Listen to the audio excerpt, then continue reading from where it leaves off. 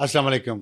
Podcast with अबसार आलम। और आज का पॉडकास्ट हम कर रहे हैं उस बहुत अहम वाक़े पे जो बलूचिस्तान में हुआ है। जो दो गांव कल जी, भी कब्जा किया जी, गया बिल्कुल। और बलूचिस्तान में ही, जी, और कुछ घंटों तक जो है बर्ड वो के पास। कुछ घंटों तक जो है वो जारी रहता है वो मुहासरा। इसमें क्या मैसेज है? ये मैसेजिंग जो है इम्प्लिसिट मैसेजिंग है, जो बताना चाहते हैं कि स्टेट की रेट जो है यहाँ पर नहीं है और यहाँ पर हमारी रेट है। और ये मैसेजिंग खतरनाक दो लिहाज से। एक तो जो ग्लोबल सिनारियो बनता है उसकी तरफ आते हैं, लेकिन जो हमारे लोकल जो सिचुएशन है बलूचिस्तान के अंदर, चूँकि हर चीज़ इकोनॉमी से आके डायरेक्टली इनडायरेक्टली रिलेटेड जो है वो हो जाती है। जब हम ये बात करते हैं तो कुछ हजरात जो है वो नाराज़ हो जाते हैं, वो कहते हैं कि वहाँ पे ह्यूमन राइट्स इश्यूज़ हैं, गवर्नेंस के इश्यूज़ हैं। हम ये सारी बातें मानते हैं, लेकिन जब हम ये देखते हैं कि स्ट्रैटेजिकली यहाँ पर हो रहा क्या है, पाकिस्तान के पास दो ही चीज़ें जो है वो बची हैं जिस पर उन्होंने इकोनॉमिक सर्वाइवल जो है वो रखा है।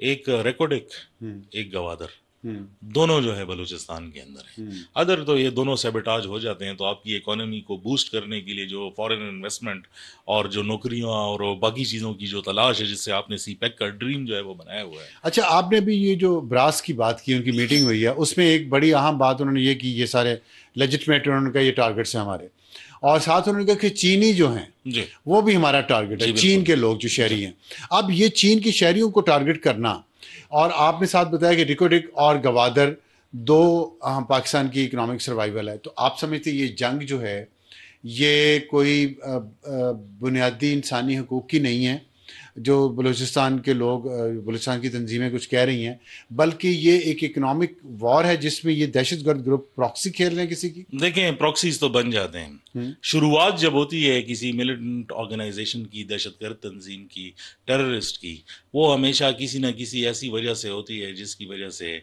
उसका कोई ना कोई गम होता है, कोई गुस्सा होता है, रियासत से कोई बात नाकाफ़ी रह जाती है, उनकी ज़रूरियात पूरी नहीं होती। और जब एक दफ़ा एनार्की फैल जाती है तो फिर उसमें हर कोई अपना हिस्सा डालता है। और पाकिस्तान के दुश्मन तो बहुत हैं, क्योंकि पाकिस्तान ने भी सबके साथ जो है कुछ ना कुछ जो है वो ज़रूर किया है, सच्ची बात करनी जाहिर है, चाहिए। हाँ। तो फिर उसमें सबको, हर बंदा जो है वो अपना हिस्सा जो है वो डालता है। तो जहाँ पर एनआरकी फैलेगी वो एक फ्लूइड सिचुएशन हो जाती है, और किसी भी इंटेलिजेंस एजेंसी को वो हमेशा ऐसे लोगों की तलाश में जो है वो रहते हैं जो नाला हो, जो एक्शन लेना चाहते हैं, तो उनकी मदद करना कोई इतनी बड़ी बात जो है वो अच्छा, नहीं है। इसमें अभी हम बलूचिस्तान पे फोकस कर रहे हैं, मैं इस पे हम कि कैसे ये चीज़ें बेहतर हो सकती हैं या होनी चाहिए, इस पर हम बात करेंगे। पर ये जो बलोच लिसानी तंजीमें हैं या पाकिस्तान में दूसरी बुनियादी हकूक़ की जो तंजीमें जो काम करती हैं, बलोच राइट्स के लिए बात करती हैं, जो सही बात है, करनी भी चाहिए, वहाँ बलोच मिसिंग पर्सन का भी एक इशू है। लेकिन अब ये भी तो एक इंसानी मसला है ना कि या पंजाबी और सिंधी होने से आपके बुनियादी इंसानी हकूक़ कम हो जाए। पख्तून भी होंगे, अगर पेशावर जा रही है बिल्कुल, तो उधर पख्तून भी होंगे। शांगला के जो कोल माइनर्स हैं उनको टारगेट किया गया है, जी, मल्टीपल टाइम्स तो वहाँ पे फिर टारगेट किया ये जो है हमारी दोहरी सोच, अब आपके ख्याल में इन इंसानी हकूक़ की तंजीमों को या जो बलोचिस्तान की जो कौम परस्त तंजीमें हैं उनको इस वाक़े को वो सपोर्ट करेंगे? देखें, जितनी बात हमारी होती है तो सपोर्ट नहीं करते, अच्छा, ऐसी तंजीमों को ठीक। सपोर्ट नहीं करते, लेकिन जो उनके कौम परस्त जमाते हैं जी, वो दहशतगर्द तंजीमों को सपोर्ट नहीं सपोर्ट नहीं करती करते, ओवर्टली सपोर्ट नहीं करते, लाइक खुलेआम जो है। खुलेआम। कभी कोई ऐसी चीज सामने नहीं आई है, लेकिन जो उनका बयानिया है उसके साथ उनका इत्तेफाक है, और वो बयानिया जो है वो ऑपरेशन का, ह्यूमन राइट्स अब्यूज का। अब प्रॉब्लम क्या होता है अंसार साहब, कि बलूचिस्तान में और जब भी आप इंसर्जेंसीज का मॉडल देखें दुनिया में, उसके अंदर हमेशा ये हुआ है कि कुछ लोग ऐसे होते हैं जो दोनों साइड से होते हैं। स्टेट की कामयाबी ये होती है कि वो उनको इंगेज करके अपनी तरफ जो है वो लेकर आए। बलूचिस्तान के अंदर जो है स्टेट जो है, जब वो एक ही लेंस से जो है वो सबको देख रहा है, आपको इसमें एटलीस्ट डिफरेंशिएशन जो है वो करनी होगी कि इसमें ह्यूमन राइट डिफेंडर कौन है, इसमें नेशनलिस्ट कौन है, इसमें कौन से ऐसे लोग हैं जिनको अपने साथ जो है वो मिला के काम जो है वो किया जा सके। ये प्रोसेस टाइम लेगा, लेकिन आपने इसको एक कंसिस्टेंट नहीं, प्रोसेस के तौर लेकिन पे इतने रखना साल है। से ये जंग जारी है। मेरे ख्याल बलूचिस्तान में में कोई कंसिस्टेंट प्रोसेस नजर नहीं आता। तो प्रोसेस हमारे हुक्मरानों को नजर ही नहीं अभी तक, कंसिस्टेंट प्रोसेस तो नहीं है। क्या तो आप बलूचिस्तान का की अगर जिक्र कर रहे हैं तो मैं आपसे इस सवाल, आप तो पॉलिटिक्स मुझसे ज्यादा कवर करते हैं, आप बलूचिस्तान की पॉलिटिक्स के बारे में मुझे बता दें, मुझे ये बता दें वहां पे जेन्युइन आदमी जो इलेक्शन जीत के अगर आया हो उसकी क्या प्रायोरिटी होती है? आई मीन वो कहाँ से आता है, कैसे वो बनता है? We all know how that it. Genuine देखें, अगर आप तंज नहीं कर रहे, जेन्युइन बंदे की बात कर रहे हैं, तो मैं समझता हूँ डॉक्टर मालिक जो थे वो एक जेन्युइन इंसान थे, जेन्युइन पॉलिटिशियन थे, और उन्होंने जेन्युइन काम भी किया, और उन्होंने 2.5 साल उनको सिर्फ दिए गए। उसके बाद बाजवा डॉक्ट्राइन थी इस मुल्क में मुसल्लत, जिसमें इमरान खान और जनरल फैज़ और सारे गफूरे, आसम सलीम बाजवे, ये सब साथ शामिल थे, ज़हीरे और वो क्या पाशे। तो फिर यही होना था ना। और 2.5 साल सिर्फ, उसके बाद फिर सनाउल्लाह ज़हरी को ले आए, वो सरदार जो आप बात कर रहे हैं, तो वो सेम माइंडसेट है। अब मालिक, डॉक्टर मालिक की जो 2.5 साल थे, आप देखें उनका ताल्लुक तुर्बत से था, और उन 2.5 सालों में 85% जो दहशतगर्दी थी या इंतहा पसंदी थी वो कम हुई उन 2.5 सालों में डॉक्टर मालिक की गवर्नेंस की वजह से। तो गवर्नेंस का तो इतना इंपॉर्टेंट रोल है, और वो हमारे यहाँ किया नहीं जा रहा। तो बल्कि मालिक बलोच साहब के टाइम में सबसे पहली बार जो है एक प्रोसेस जो है वो शुरू हुआ, जिसमें वो गए, बाहर मुल्क गए, स्विट्जरलैंड गए, और जिन्होंने जो है वो प्रोसेस जो है वो पूरा शुरू किया बातचीत करने का कि इससे ये मसला हल हो सकता है। और जब वो वापस आए तो यहाँ पर बलोचिस्तान हाउस में उनसे मुलाकात हुई, तो उनसे कहा कि लाइक क्या डिमांड्स थी। उन्होंने कहा यार डिमांड्स तो ऐसी थी कि वो किसी इलाके का यूनियन काउंसिल का नाजिम भी जो है वो लाइक हल कर सकता है। आप अंदाजा लगाएं लाइक लेकिन वो कहता है कि दोनों तरफ इतनी मिसअंडरस्टैंडिंग है कि जब ये ठीक करने के लिए जाते हैं तो रुकावटें जो है वो बंद हो जाती है, पैदा हो जाती हैं। तो इफ्तिखार साहब, क्या आप कह सकते हैं कि हमारे जो हुक्मरान तबका है वो खुलूस ही नहीं है उनके अंदर कि बलूचिस्तान के मसले को हल किया जाए? देखें, और उनके अपने कोई डिजाइन हैं जो हमारी समझ में नहीं आते। देखें, आप तो कुछ ऐसी सिचुएशंस होती हैं जिनकी हकीकत पसंदाना सोच रखनी चाहिए। बलूचिस्तान के अंदर जो सिचुएशन अब बन गई है, इसमें एक्सटर्नल फैक्टर की इन्वॉल्वमेंट बहुत ज़्यादा है। अब इसमें मैं ज़रा आ जाऊँ एक्सटर्नल फैक्टर पे मैं बात करना चाह रहा था कि सिर्फ बलूचिस्तान के बारे से, हम केपी पे आते हैं बाद में, कि बलूचिस्तान में जो ये हो रहा है पिछले कुछ हफ्तों से या महीनों से, हम देख रहे हैं कि बहुत सारे दहशतगर्द मारे भी जा रहे हैं बलोच, और कामयाबियां भी सिक्योरिटी के इदारों को हुई हैं, और वो गवादर का एयरपोर्ट भी ऑपरेट करना शुरू हो गया है। लेकिन ये वारदातें, ये कार्रवाइयाँ बढ़ती जा रही हैं, नुकसान दहशतगर्द ज़्यादा पहुँचाना शुरू, ज़्यादा ताकत उनमें आ गई है। क्या क्या फैक्टर्स हैं इसके पीछे? देखिए, सबसे जो रीसेंट फैक्टर से जो है वो बात शुरू करनी, ठीक है, वो सीरिया की जंग है। अब बहुत सारे लोग ये सवाल पूछते हैं कि सीरिया की जंग की बलूचिस्तान के साथ जो है वो क्या ताल्लुक है? ठीक है। जब अकबर बुख्ती की बरसी पर जब अटैक हुआ था आबसार साहब, तो उसमें तुर्कियों ने जो है वो फिर रब्ता किया पाकिस्तानियों से कि ये अटैक जो है ये मैसेजिंग बेसिकली जो है हमारे लिए है। उनकी ये सोच थी तुर्कों की। यस, अकबर बुख्ती के जो बरसी पे, क्योंकि उसके अंदर जो फीमेल सुसाइड बॉम्बर थी, उसका नाम जो है महल बलोच लोकल नाम था, लेकिन जो उसका एक्चुअल कोड नेम उन्होंने रखा था वो जीलान कुर्द रखा था। जीलान कुर्द। अच्छा, इसमें कुर्दिस्तान का। हाँ। जो जीलान कुर्द जो थी वो पीके के जो कुर्दिस्तान नेशनल पार्टी है, हाँ। उनकी पहली फीमेल सुसाइड बॉम्बर थी जिन्होंने तुर्कों के ऊपर जो है वो अटैक किया था। So maybe it was a coincidence, तो हम उसको ले लेते हैं। नहीं, उसके बाद थॉटफुल नाम है, पहली सुसाइड बॉम्बर जिसने तुर्कों के खिलाफ, कुर्दों की पहली सुसाइड बॉम्बर। तो इसका मतलब कुर्द जो है वो तो एक पूरा नेक्सस जो है वो सामने बन के जो है वो आ रहा, और कुर्दों को तो सपोर्ट अमेरिका से है जी, और अब वो सीज फायर की तरफ भी जा रहे हैं। बल्कि अब तो कल की डेवलपमेंट तो ये कि उनको हयात तहरीर शाम के अंदर मर्ज करने की बात जो है वो हो रही है कुर्द को। जी, लेकिन उसकी इस वाकये शाम का जी इसके बाद फिर ये हुआ कि अंकारा के अंदर एक अटैक जो है वो हुआ एक छोटे से मिलिट्री बेस के ऊपर। फिर इस खातून का नाम जो है वो लिख कर ये उसको डेडिकेट किया गया उन अटैकर्स ने, जिलान, ये महल बलोच को। अच्छा, तुर्की में जो हमला हुआ महल बलोच को क्रेडिट दिया गया, और यहाँ पे जो हमला हुआ उसका क्रेडिट उनको दिया जिलान कुर्द को। जी। और फिर जिलान कुर्द की वालिदा जिन्होंने सुसाइड बॉम्बिंग जो है वो की, वो हसका में, सीरिया में, उन्होंने बाकायदा तकरीर की और इन खातून का नाम लिया कि हम इनको पूरी सपोर्ट करते महल हैं बलोच को। जी, और ये सारी ऑर्गेनाइजेशन को सपोर्ट करते हैं। This was one instance. Syria की जो, अगर आप ये देख लें कि जो एक्सपेंशन हो रही है, अब इसका ताल्लुक किसके साथ है? ये एक सोच थी, लेकिन अब वो हकीकत में बदल रही है कि इजराइल की जो एक्सपेंशन सीरिया के थ्रू हो रही है, तकरीबन 12 किलोमीटर उन्होंने अब वो घुस गए हैं सीरिया के अंदर। टर्किश ट्रूप्स भी जो है वो भी आना जो है वो शुरू हो गए हैं। जो सुलेमानिया रेंज के पास ऊपर नक्शे में अगर आप देखें, जो ईरान के साथ एरिया लगता है, ये मुड़कर जो है फिर पाकिस्तान की तरफ आता है। तो कोई भी इन्फ्लुएंस ऑपरेशंस अगर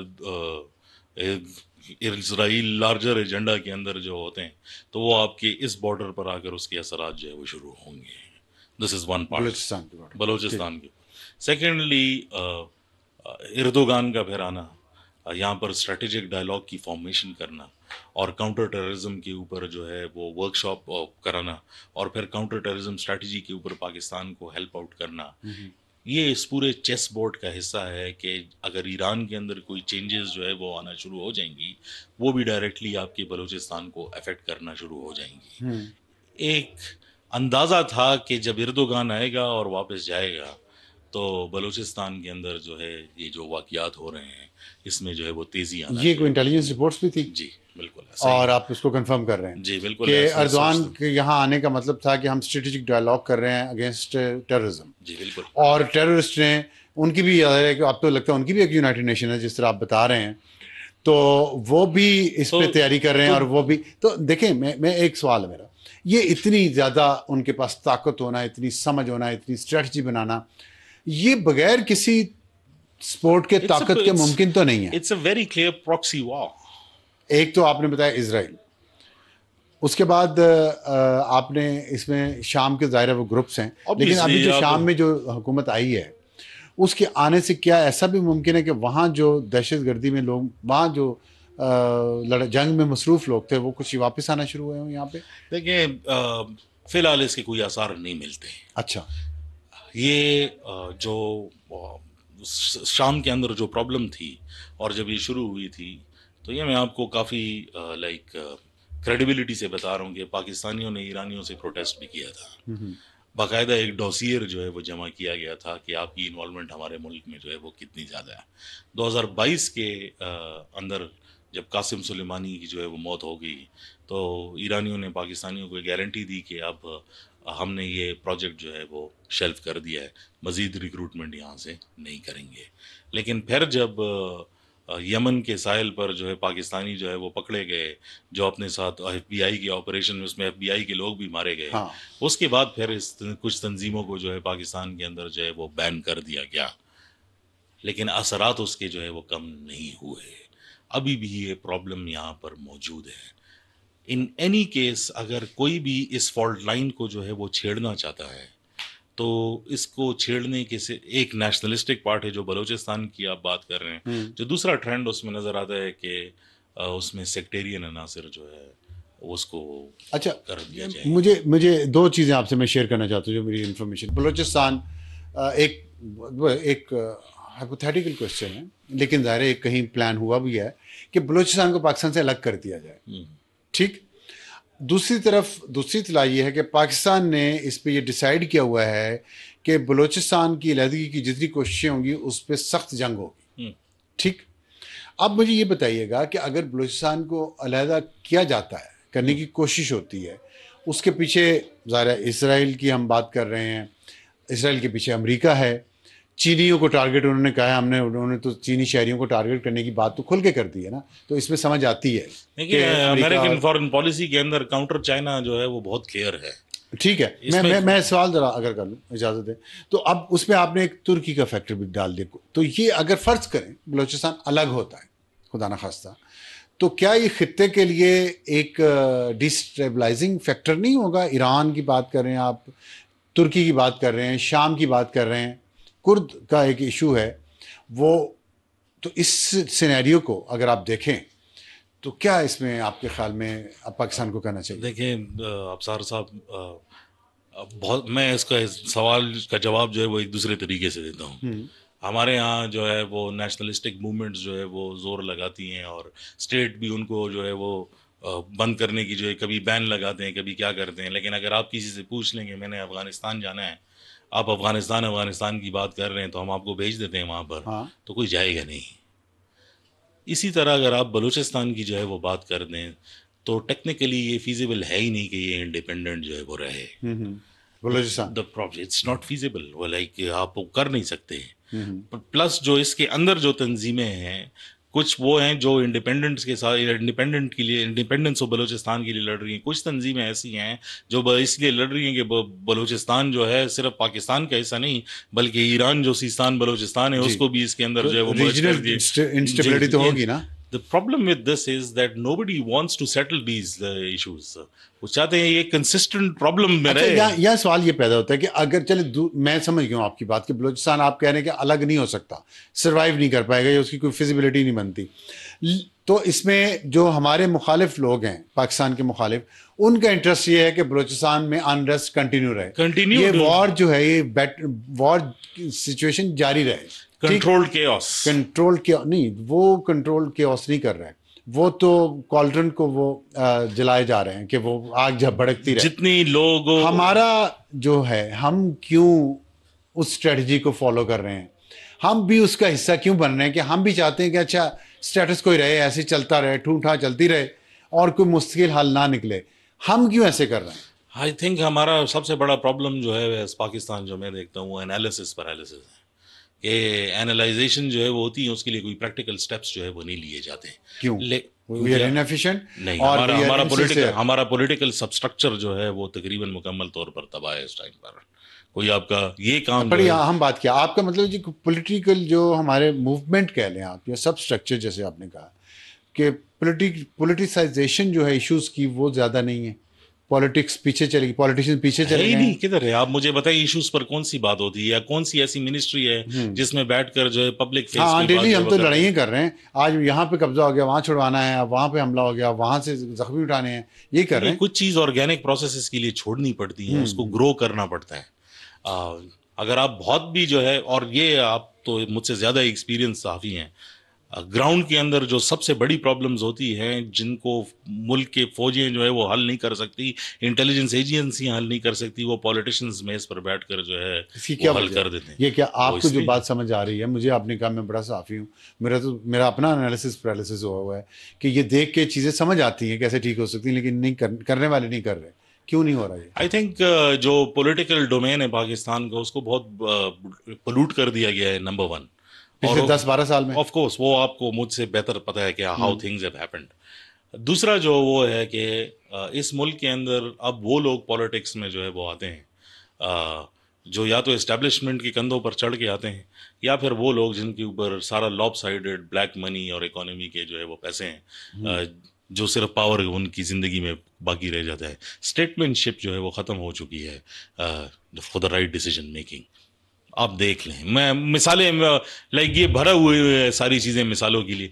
दूसरी बात ये है कि वक्त के साथ चीज़ें जो है वो बदल जाती हैं। एक बहुत बड़ा मसला जिसको शायद हमारी पॉलिसी लेवल जो है लोग नहीं समझ पाते हैं, हमारे मुल्क में पॉलिसी बनती है, उस कमरे के अंदर आप एज ग्रुप जो है वो देख लें। वो एज ग्रुप है आपका जो बहुत भी कम हो, उस कमरे में बैठा हो 45 साल का होगा। आपके मुल्क के अंदर जिन लोगों के लिए आप पॉलिसी बना रहे हैं, अगर आप सिर्फ इलेक्शन कमीशन के स्टैटिस्टिक्स देख लें तो आपकी 67%, 67% जो आबादी है वो 18 से 32 के दरमियान में है। बिल्कुल ठीक है। तो आप जो पॉलिसी बना रहे हैं, शायद आप अपने एज ग्रुप के लिए बना रहे हैं, उनके ऊपर जो असरात हैं। पॉलिसी मुझे तो शिकवा ये है कि पॉलिसी कोई नहीं है। आज हमला हो गया ट्रेन पे, तो आज उसको हम रिजॉल्व कर रहे हैं, कल किसी गांव पे कब्जा हो जाएगा, उसको छुड़वाने चले जाएंगे। ये फायर फाइटिंग कर रहे हैं हम।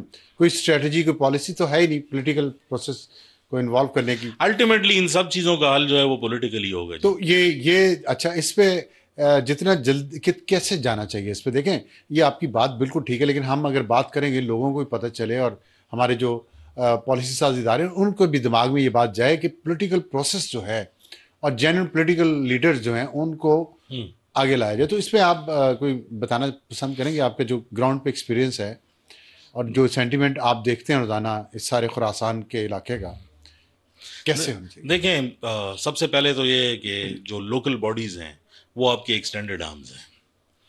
लोकल जहाँ ठीक तो जब तक इन इलाकों के अंदर, हमने खुद फाटा के अंदर जो है वो देखा ठीक। कि जब तक लोकल बॉडीज थे तब तक जो है वो अमन था। जब इसको अच्छा, मैं आपको बट एक कितनी सिंपल सी बात मैं आपने की है, आपको बताता हूँ कि हुआ सादा क्या। सा हल है। अकाउंट 4 से पैसे जाते थे लोकल बॉडीज में।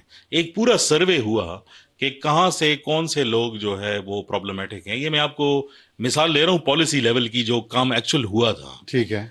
उसमें पता लगा कि भाई ये तंजीमें हैं जो शोर मचा रही हैं। क्यों मचा रही हैं? ये कह रहे हैं हमारे इलाके में काम नहीं हो रहा, फौज आई हुई है, ये है वो है।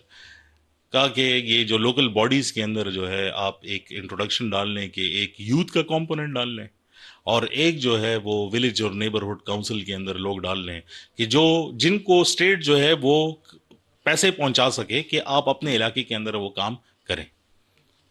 Things went quite settled. PTI before, अब जिसने पॉलिसी बनाई थी और जो उनको गाइड कर रहा था उनको पता था कि कौन सी चीज़ जो है वो छुपेगी। The first thing that PTI did and the only thing that they did was कि जब असेंबली तहलील होने के पहले केपी में जब इलेक्शन करने जा रहे थे, उन्होंने अकाउंट 4 से जो है लोकल गवर्नमेंट में वो तरमीम करा दी असेंबली से, और ये कहा कि जब तक सिटिंग इलेक्टेड चीफ मिनिस्टर ना हो तब तक जो है लोकल बॉडीज़ को पैसे जो है वो नहीं देंगे। ठीक। 14 महीने 15 महीने उन लोगों को पैसे नहीं मिले। ना इधर वो प्रोसेस जो है वो पूरा जो है वो हॉल्ट हो गया। जिन इलाकों में आपने लोगों को इंगेज किया हुआ था, रोजगार दिया हुआ था, काम दिया हुआ था, वो सब तो गुस्से में आ गए कि भाई इस पूरे रेजीम चेंज ऑपरेशन की वजह से ये सब कुछ जो है मुतासर होना जो है वो नजर आने लग गया है। अगर आप स्मार्टली काम करेंगे तो आपको रिप्लाईज भी जो है वो स्मार्ट मिलेंगे। अगर आप स्मार्टली काम नहीं करेंगे तो मुझे नहीं लगता कि कोई इसका तरीकाकार जो है वो आगे नजर आ अच्छा, अब खैबर पख्तूनख्वा पे थोड़ी बात करना चाहते हैं। अब खैबर पख्तूनख्वा में हमने देखा है कि पिछले जो तोरखा बॉर्डर पे हुआ वहाँ पे झड़प हुई, फौजी मारे गए अफ़गानिस्तान के।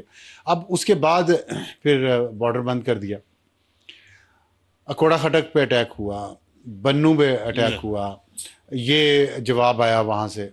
तो अब फिर आज जो है वहाँ पे मामला तय हुए हैं और एक दिन की जंग बंदी हुई है, वो जो पोस्ट बना रहे हैं।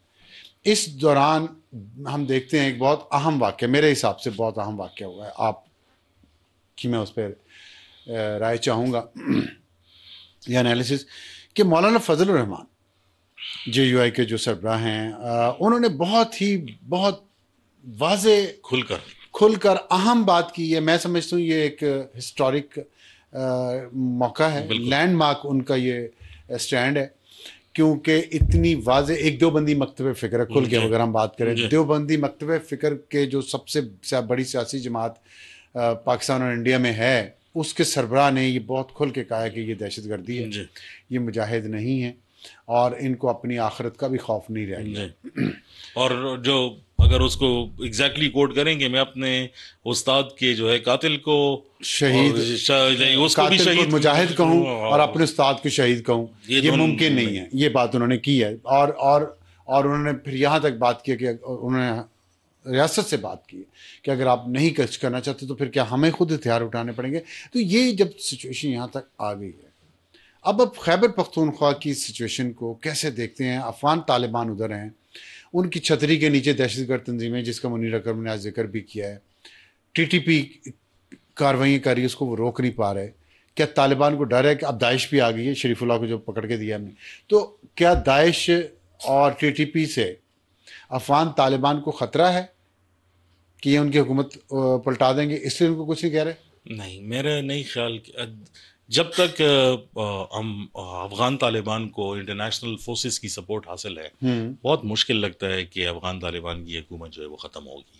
ऐसी कोई सिचुएशन लगती हुई नहीं। इंटरनेशनल सपोर्ट इस अफगान तालिबान हुकूमत को है, एब्सोल्युटली है। चल रही कैसी है? वो तो सारे इंटरनेशनल सपोर्ट से ही चल रही है। तो वो जो अमेरिका ने असला छोड़ के गया अफगानिस्तान में, क्या हम ये बात समझी जाए कि ये एक टैसिट अंडरस्टैंडिंग थी, खुफिया मुआहिदा था कोई, या अंडरस्टैंडिंग थी? लेकिन सबको पता था कि अफगानिस्तान में क्या होने वाले हैं। वो जंग अब और जो है चल नहीं सकती थी, क्योंकि जो सिचुएशन अमेरिका के अंदर खुद बन रही थी। आप डोनाल्ड ट्रंप की सारी स्पीचेस उठा के देख लें, उनके अपने इकोनॉमिक क्राइसिस है, बड़ा मुल्क है, उनको वो सुलझाने थे, वो जंग और अफोर्ड नहीं कर सकते थे, सो दे लेफ्ट। ठीक। असलहा वो नहीं ले जा सकते थे। आपके प्रोग्राम में हमने ये बात की थी कि असलहा ले जाने की कॉस्ट जो है वो ट्रिपल थी असलहे की कीमत से। तो जो जहाज़ वगैरह थे उसके इंजन उन्होंने ख़राब कर दिए, बाकी चीज़ें जो है वो हमवीज़ वगैरह के जो है इंजन वो कर दिए, असलहा जो है कुछ कंडम कर दिया, कुछ छोड़ दिया, कहीं पे दफन कर दिया, गाड़ियाँ दफन कर दी, वो सब मिल गई कि 2-3 सालों में ठीक करके उसको इस्तेमाल करने जो है वो शुरू हो अच्छा। गया। या दैट्स ऑल देयर। ये वापस नहीं जा सकता ये असलहा। ये तो आप तो मुझसे हमें दे ले दें, ले। पाकिस्तान को दे देते ना। आई थिंक के एक कोशिश थी ये यूएस एड वगैरह के नीचे हाँ। कि जो साउथ केपी के अंदर और बलूचिस्तान के अंदर जो अमेरिका इन्वेस्टमेंट करना चाह रहा था, उसका जो एक मेजर प्रेमिस था वो यही था कि पाकिस्तान को इतना असलहा दे दिया जाए ताकि उस असलहे का मुकाबला जो है वो किया जा सके। लेकिन चूंकि वो सारी चीज़ें फिलहाल पर स्टैंड स्टिल है, वो रोक दिया गया, तो वो पूरा प्रोसेस जो है वो स्टॉल्ड है। नहीं, लेकिन अगर जो शरीफुल्लाह को जो दे गया है हमने पकड़ के, उस पर गुडविल तो क्रिएट हुई है दोनों के तरफ। आई थिंक और मुनीर अकरम का जो बयान है मुझे नेशन में, एक अमेरिकन डिप्लोमेट सीनियर वाशिंगटन से मेरी बात हो रही थी इसी मामले पर, उन्होंने कहा कि आई होप कि पाकिस्तानी इतनी जल्दी कुछ नहीं मांगेंगे। अच्छा। क्योंकि यहाँ पर अभी भी गुस्सा है। और उनकी एक लॉजिक थी, उन्होंने कहा कि यहाँ जिस तरह हमारे यहाँ पर जो जनरेशन जी है उनको ज़रब अज़ब के ऑपरेशन का नहीं पता, उनको 9/11 का नहीं पता, उनको कुर्बानियों का नहीं पता। ये वो जनरेशन है जिनको अंदाज़ा नहीं है कि क्या है, लाइक इस दहशतगर्दी वाली जंग में कितनी कुर्बानियां जो है वो हुई हैं। तो उनका नैरेटिव वो है जो इमीडिएट है। वो कह रहे इसी तरह अमेरिका के अंदर जो लोग सेनेट के अंदर बैठे हुए हैं, कांग्रेस में, उसमें से मेजॉरिटी वो लोग हैं जिनको यूएस पाकिस्तान के प्रीवियस रिलेशनशिप्स का कुछ पता नहीं है कि किस किस्म का जॉइंट टेरर कोऑपरेशन था, क्या था। उनकी मेमोरीज के अंदर, and I am quoting that official, जो एक चीज़ फ्रेश है वो ये है कि हम जो है वो जहाज़ से लटके हुए थे, अफगानिस्तान से निकल रहे थे, और तुम लोग जो है वो चाय पीने के लिए जो है उधर जो है वो खड़े हुए थे, और कि सब कुछ यहाँ पे जो है वो ठीक हो जाएगा। This is exactly फैज की तस्वीर की आप बात कर रहे हैं। yes, this is exactly what he said। तो ये वापस इन लोगों को लेकर आते हुए और ये ताल्लुकात जो है बहाल करते हुए टाइम लगेगा। This is just the beginning of it. नहीं, देखिए, ये तो आप अमरीकियों का शिकवा कह रहे हैं ना, तो जनरल फैज़ की तस्वीर ना सिर्फ उसने पाकिस्तान के अंदर गंद डाला, पाकिस्तान के लिए बाहर भी गंद डाला, जो आप कह रहे हैं अमेरिका को भी एतराज़ था कि हम वहाँ से भाग रहे थे और आप लोग चाय पी रहे थे। लेकिन मुझे ये बताएं, मैं कुछ और बात करूँ। बात ये है कि अभी मुझे लगता है कंसेंसस बिल्ड हो रहा है पाकिस्तान के अंदर, जिसकी वाज़ेह मिसाल जो है मौलाना फजल रहमान साहब का बयान है, और उन्होंने जिस तरह खुल के ये बात की है, तो इससे रियासत को भी एक सपोर्ट तो मिली है ना। जी बिल्कुल, कि एक बल्कि काफी अरसे से ये कोशिश हो रही थी कि कोई आके बात करे। और दाइश जो है वो सलाफी है, IS खुरासान जो है वो अब सऊदी अरब भी बदल गया, तो सलाफ को या वहाबिज्म को वहां से भी मदद नहीं मिलेगी। यूनाइटेड नेशन में हमारे जो मुनीर अकरम हैं परमानेंट रिप्रेजेंटेटिव, उन्होंने ये कहा है कि दुनिया को चाहिए या यूनाइटेड नेशन को चाहिए कि इस पे फोकस करे अफगानिस्तान पे, कि यहाँ पे एक दहशत गर्दों को छतरी मुहैया की जाए। इस कॉन्टेक्स्ट में जब आप कह रहे हैं अफगानिस्तान की हुकूमत को कुछ नहीं होगा, तालिबान की हुकूमत को, क्योंकि इंटरनेशनल कनेक्शन है उनके साथ, तो क्या वो इंटरनेशनल कनेक्शन इस्तेमाल किया जाएगा, अंदरूनी और बैरूनी प्रेशर तालिबान पे डाला जाएगा कि वो इन दहशतगर्द ग्रुपों के खिलाफ कार्रवाई करे? अगर आज से 1 साल पहले आप मुझसे पूछे तो मैं कहता था कि बिल्कुल एपेटाइट नहीं है और तालिबान कंसिस्टेंट रहेंगे। लेकिन अब जब हम मूवमेंट देख रहे हैं अक्रॉस द ग्लोब, क्योंकि लोगों के पास ऑल्टरनेट नहीं था। लाइक जब कहते हैं कि तालिबान को हटा देंगे तो कहेंगे हटा देंगे तो फिर सिविल वॉर होगी, फिर 20 साल जो है ऐसे लगे। ऑल्टरनेट क्या है? इंटरेस्टिंगली अप्रैल के अंदर वो लोग जो किसी ज़माने में लोया जरगा का हिस्सा होते थे, किसके अंदर? लोया जरगा, उनका जो ग्रैंड जरगा है, अफगानिस्तान में जो डिसीजन करते थे, उन्होंने अफगानिस्तान से बाहर अप्रैल के अंदर जो है जरगा दोबारा बुलाने की एक रिक्वेस्ट जो है वो डाली अफगानिस्तान के बाहर, क्योंकि वो सारे एग्जाइल में है मेजॉरिटी ऑफ देम। अच्छा। अगर तो, और अफगानिस्तान हमें ये बताया गया था और ग्लोबल ऑडियंस को भी कि दोहा मुआहदे के नीचे अफगानिस्तान के अंदर जो हुकूमत बनेगी वो इंक्लूसिव बनेगी, वो किसी एक फैक्शन की जो है वो नहीं बनेगी, सिर्फ तालिबान की नहीं। जी बिल्कुल। अगर तो ये सिचुएशन बेहतर नहीं होती और अफ़गानिस्तान की सरज़मीन जो है वो किसी ऐसे बड़े अटैक के लिए जो है वो इस्तेमाल होती है, तो मेरे ख़्याल में it is only a matter of time till this project actually ends, number 1। ठीक। इसीलिए तो अफ़गानिस्तान जो है वो बार बार दाइश का इल्ज़ाम जो है वो पाकिस्तान पर जो है वो डाल लेता है, बिकॉज ख़तरा यही है कि अगर कुछ हो गया तो it will be traced back to that country.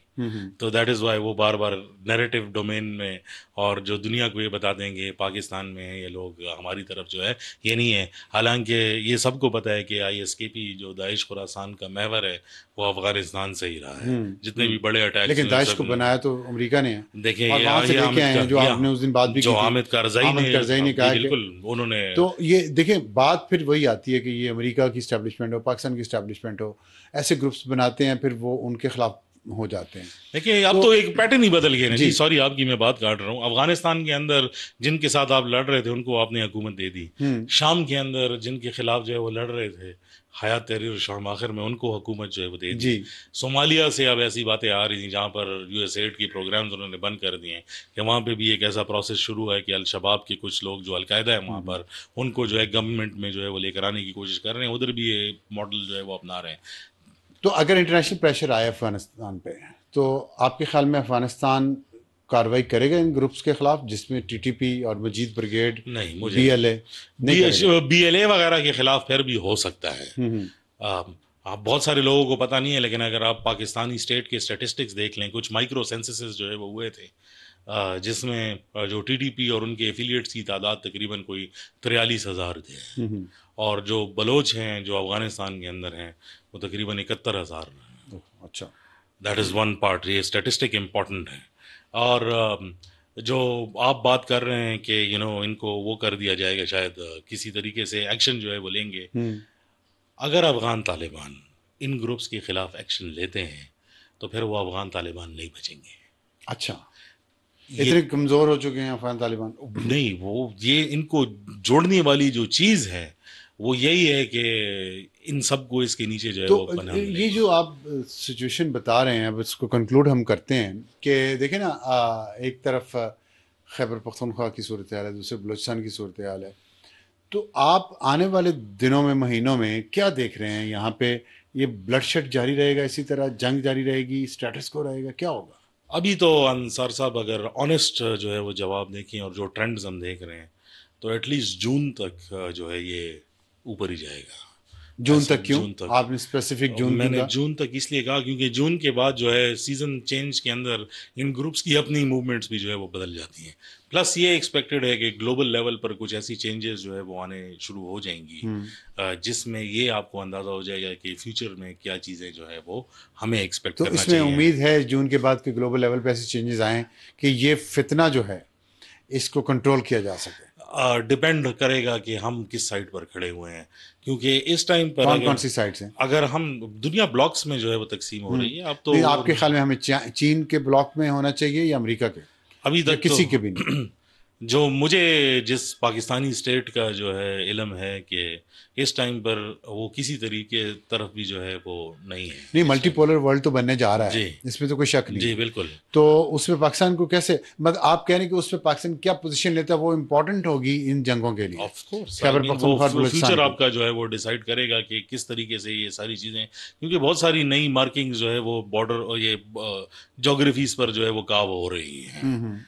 हम किस तरफ जाएंगे वो अल्टीमेटली हमें जो है वो जो चीज़ सूट करेगी उसी तरफ जाएंगे, लेकिन जाना भी चाहिए या नहीं जाना चाहिए ये भी सोचना पड़ेगा। आपके ख्याल में जाना चाहिए कि नहीं जाना चाहिए? मेरे ख्याल में सिचुएशन ऐसी बन जाएगी कि आपको चाइनीज़ कैंप के अलावा कहीं और जो है वो नहीं जाना पड़ेगा, लाइक जा ही नहीं सकेंगे। लेकिन चाइना भी तो हमसे खुश तो नहीं है ना, जब आप उसके शहरियों की हिफाजत ही नहीं कर पा रहे, तो एक मसला तो वो है ना। देखिए एक गिले शिकवे अलहदा होते हैं, स्ट्रेटेजिक डिज़ाइंस अलहदा होते हैं। जो मेरा अपना एक्सपीरियंस है चाइनीज़ के साथ वो यही है कि वो गिले भी करेंगे, क्रिटिसाइज भी करेंगे, लेकिन दे ऑल्सो नो कि ऑप्शंस जो है वो नहीं, तो उसमें TTP को कैसे काउंटर किया जा सकेगा? अगर चाइना के साथ हम चले गए, चाइना का ताल्लुक अफगान तालिबान के साथ भी बहुत अच्छा है, लेकिन हम देखें TTP नहीं उसको संभाली जा रही, ना तालिबान से, ना चीन के इन्फ्लुएंस से, ना पाकिस्तान के इन्फ्लुएंस से, और वो चीनी शहरियों को TTP ने भी टारगेट किया है। देखें जो चाइना की एक अंडरस्टैंडिंग है कि वो जिस मुल्क के अंदर उसका शहरी होगा वो उसी से रिलेटेड जो है उस मुल्क से गिला करेगा। वो पाकिस्तान और अफगानिस्तान को एक लेंस से नहीं देखते, दोनों को अलहदा जी ममालिक के तौर पर देखते जी हैं। अगर तो आपके मुल्क के अंदर कोई ऐसी कार्रवाई हुई, उसके ताने बाने शायद किसी और जगह से ही मिलते हो, लेकिन जिम्मेदारी जो है वो आप पर ही नहीं, डालती लेकिन है। फिर भी अफगानिस्तान से अगर मिलते हैं, अगर चीन के तुर्कमेनिस्तान में कोई वाक़या होता है, उसके ताने बाने पाकिस्तान से मिलते हैं, तो वो पाकिस्तान से शिकवा तो करेगा। तो इसी तरह आपकी बात को सिर्फ एक जवाब देने के लिए कि अभी जो सादिक खान की अपॉइंटमेंट हुई थी और एक प्रोसेस शुरू हुआ था, तो वो भी चीन और रूस के कहने पर अफगानिस्तान के साथ जो है ये प्रोसेस शुरू हुआ था। लेकिन इस टाइम पर पाकिस्तान की जो पॉलिसी है बॉर्डर से रिलेटेड और इन सारी चीज़ों से रिलेटेड, एक सोच ये कहती है कि लड़ाई झगड़ा भी शुरू रहेगा और ट्रेड और कॉमर्स भी साथ में चलता रहेगा, नंबर वन। अच्छा दूसरा ये कहते हैं कि नहीं, ये दोनों एक साथ नहीं चल सकते हैं। अल्टीमेटली कौन सी थॉट प्रिवेल करती है, अच्छा, वी डोंट इसमें नो। हम सारे सिनेरियो में हमने रीजनल में इंडिया को डिस्कस नहीं किया। देखिए, इंडिया का रोल इसमें क्या है, बीएलए के मामले में भी, टीटीपी के मामले में? Very critical. और जो 2022 तक पाकिस्तान का बयानिया यही था कि अगर अफगान तालिबान बहुत भी बुरे हैं, लेकिन उस प्रीवियस रेजीम से जो है वो अच्छे हैं, क्योंकि उनको ये डर नहीं है कि इंडिया जो है उनके जी बॉर्डर पर जो है मौजूद है।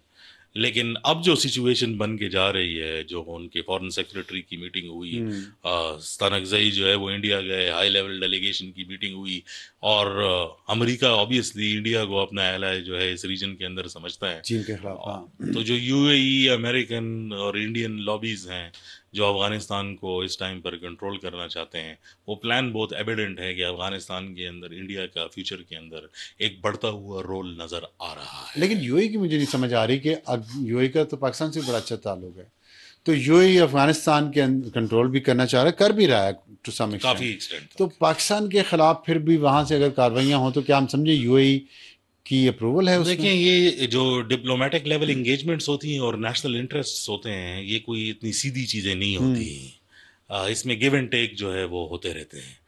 करंट सिचुएशन के अंदर पाकिस्तान का पल्ला जो है इस लॉबी के अंदर कुछ ज़्यादा भारी नहीं है। ठीक।